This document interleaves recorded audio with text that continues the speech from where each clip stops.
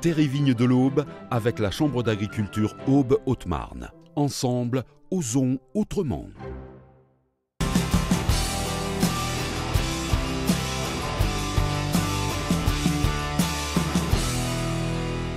Salut. Bon, j'ai pas vu de triton. Ah oui, non, ouais. Non, j'ai vu des grenouilles. Pour la première fois en France, police et associations de protection de l'environnement collaborent avec le monde agricole pour valoriser des mares. Marc fait partie des 14 agriculteurs volontaires participants. Il a prévu d'appliquer les recommandations des spécialistes. Comme le triton se développait et vivait dans cette mare-là avant, il faut que les abords soient assez propres pour qu'ils puissent monter. Il ne faut pas qu'il y ait trop de végétation dans la mare. En agriculture, on travaille avec la nature. Tant qu'on peut la protéger, il faut y aller. L'Office français de la biodiversité et certaines associations sont les seules habilitées à effectuer des prélèvements.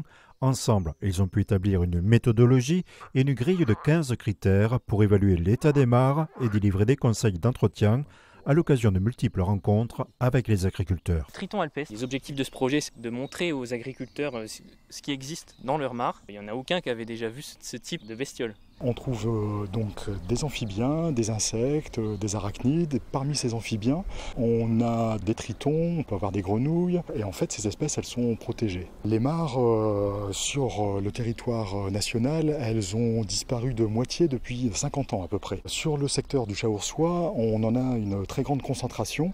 Et ça, c'est grâce au monde agricole. Ça permet d'améliorer au mieux les milieux et de les protéger, oui. Les petits mollusques. Ouais, les bivalves. En 2 coups d'épuisette, ça a suffi pour avoir toute cette diversité.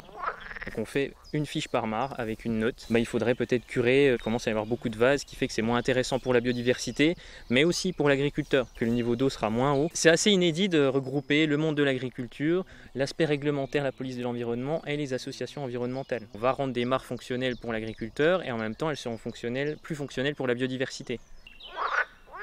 Ce projet permet d'accompagner 30 des 300 mares du Chaourçois.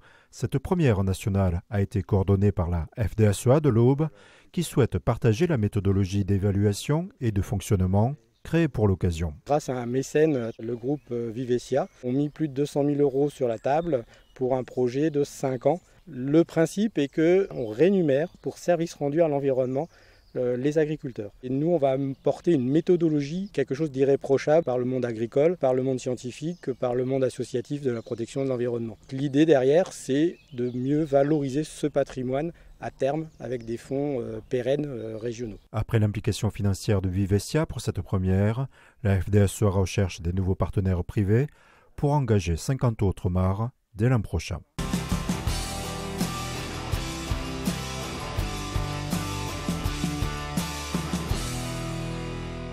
Terre-et-Vigne de l'Aube avec la Chambre d'agriculture Aube-Haute-Marne. Ensemble, osons autrement.